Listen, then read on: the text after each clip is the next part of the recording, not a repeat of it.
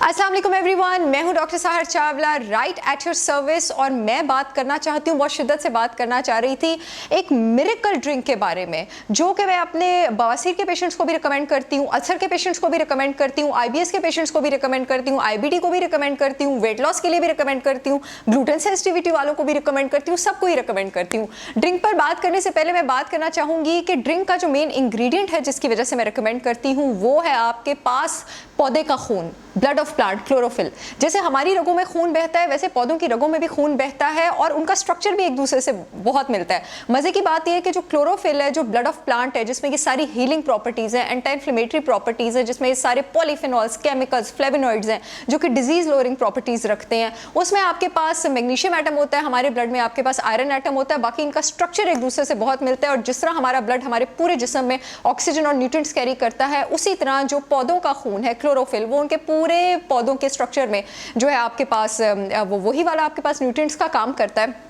अब जब हम वो खाने कंज्यूम करते हैं जो क्लोरोफिल रिच होते हैं तो उनके जो न्यूट्रिएंट्स का फायदा होता है वो हमारे जिस्म को भी हासिल होता है। यहाँ पर जिस बात पर गौर करने की ज़रूरत है वो ये है कि हमारे पास जो मेजॉरिटी ऑफ गट डिसऑर्डर्स होते हैं, लीकी गट हो, IBS हो, IBD हो जिसमें अल्सरेटिव कोलाइटिस, क्रॉन्स आ जाता है, बवासीर हो, या फिर एक्टिव रेक्टल ब्लीडिंग हो रही हो आपके पास, तो उसमें आपके पास इन फेजेस होते हैं हीलिंग के। फेज़ 1 ऑफ हीलिंग होता है मेरे पेशेंट्स का जो मैं 2-3 महीने लेके चलती हूँ, फिर फेज़ 2 ऑफ हीलिंग आता है। उसके बाद फेज़ 1 ऑफ हीलिंग में हम स्ट्रेटेजिकली लो फाइबर डाइट रखते हैं, खास करके ये IBD और बवासीर वगैरह में, ताकि पेशेंट के गट पर बहुत ज़्यादा बर्डन और उसके सिम्टम्स जो है वो वर्सन ना हो, बैड बैक्टीरिया मजीद वर्सन ना हो। अब जितना हमारे पास क्लोरोफिल क्योंकि पौधों में होता है and most of the vegetables they are high in fibre. अब अगर हम उनसे क्लोरोफिल लेना चाहेंगे तो हमें फाइबर भी लेना पड़ेगा, लेकिन हाई फाइबर तो हमारे पास फेज़ 1 ऑफ हीलिंग में नुकसान पहुंचाएगा, जैसा कि मैं आपको बता चुकी हूँ। अगर हमारे पास कोई ऐसा तरीका हो कि हम पौधों से क्लोरोफिल भी ले लें और उसका फाइबर कंटेंट भी लो, यानी हम अपने जिस्म को उसके एंटी इन्फ्लेमेटरी फायदे भी पहुंचा दें और उसका फाइबर कंटेंट भी लो हो, तो ये हमारे पास विन विन सिचुएशन है।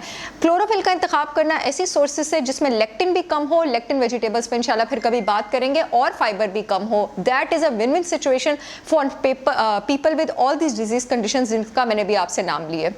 अब जिस मेडिकल ड्रिंक की बात मैं करने लगी हूँ वो मैं बात करने लगी हूँ व्हीट ग्रास जूस पाउडर की। प्लीज़ ख्याल रखिएगा, मैं व्हीट ग्रास पाउडर नहीं कह रही, और वीडियो सुन के डिफरेंट साइट से व्हीट ग्रास पाउडर ना ऑर्डर करना शुरू कर दीजिएगा। मैं व्हीट ग्रास जूस पाउडर की बात कर रही हूँ। Wheat grass powder is almost all of it is fibre, और अगर वो इन कंडीशंस में आप लेंगे फेज़ 1 ऑफ हीलिंग में आपके सिम्टम्स वर्सन हो सकते हैं। व्हीट ग्रास जूस पाउडर में सारा फाइबर निकल गया होता है, इट इज़ 100% एब्जॉर्बेबल, और इसमें आपके पास क्लोरोफिल के बेतहाशा फवाइद होते हैं। ये आपके पास रिच होता है बेहतरीन नेचर के एंटीऑक्सीडेंट्स में, विटामिन A में, विटामिन C में, विटामिन E में, इसमें आपके पास मौजूद होता है आयरन, मैग्नीशियम, कैल्शियम, इसमें आपके पास बेतहाशा ट्रेस मिनरल्स, इसमें आपके पास सेलेनियम मौजूद होता है। और इसकी सबसे खूबसूरत बात बताऊं, इसमें 17 अमाइनो एसिड्स मौजूद होते हैं, जिसमें से 8 एसेंशियल अमाइनो एसिड्स हैं, यानी वो अमाइनो एसिड्स जो हमारा जिस्म बना ही नहीं सकता। ये इतना ज़बरदस्त पावर पैक सोर्स है। सबसे पहले मैं बता दूं कि मैं वेट लॉस के पेशेंट्स को इसे रिकमेंड करती हूँ क्योंकि व्हीट ग्रास जूस पाउडर में आपके पास थाइलाकॉइड्स होते हैं, और जो थाइलाकॉइड्स होते हैं वो आपके पास इसके कंपार्टमेंट्स जो हैं क्लोरोफिल के वो ऑक्यूपाई करते हैं। और जब आप थाइलाकॉइड रिच वेजिटेबल्स लेते हैं या रिच जूस रेसिपीज लेते हैं तो आपका पेट ज़्यादा देर तक भरा रहता है। इस वजह से वेट लॉस में मैं बहुत ज़्यादा रिकमेंड करती हूँ। एक और चीज़ मैं यहाँ पे बात करना चाहूँगी कि व्हीट ग्रास पाउडर आपके पास होता क्या है, व्हीट ग्रास प्लांट आपके पास है क्या। हमारे पास wheat grass plant baby plant होता है व्हीट का ही।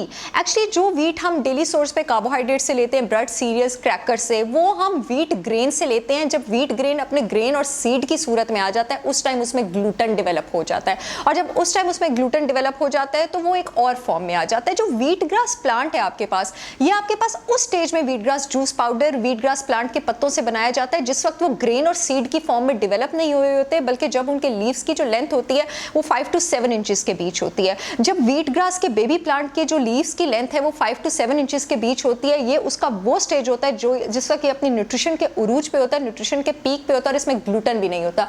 इससे मैं कह रही थी कि ये मैं अपने लीकी गट और ग्लूटन सेंसिटिविटी वाले पेशेंट्स को भी देती हूँ कि वो इससे एंटी इन्फ्लेमेटरी प्रॉपर्टीज का भी फायदा उठाएं, और इसमें उनके पास जो है वो ग्लूटन मौजूद भी नहीं होता है, तो it is an excellent choice for that as well.